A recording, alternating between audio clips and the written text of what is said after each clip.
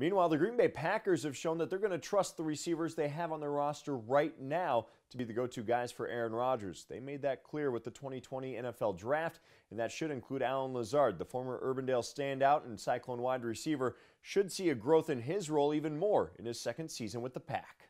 I wasn't necessarily shocked nor not shocked, I guess.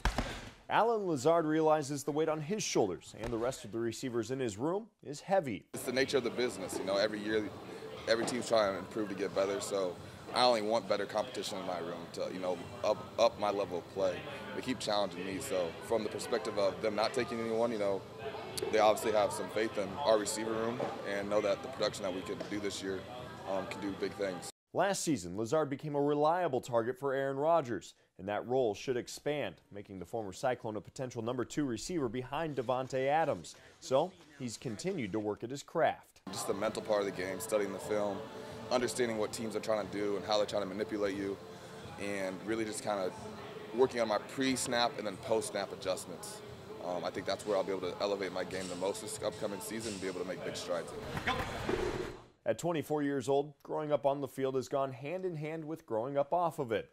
From a personal point, a lot of growing up, just kind of getting into adulthood and everything and slowly maturing. But from the outside perspective of just taking everything that's going on in the world in. That includes COVID-19 and the fact the NFL could start without fans in the stadium. I would feel devastated.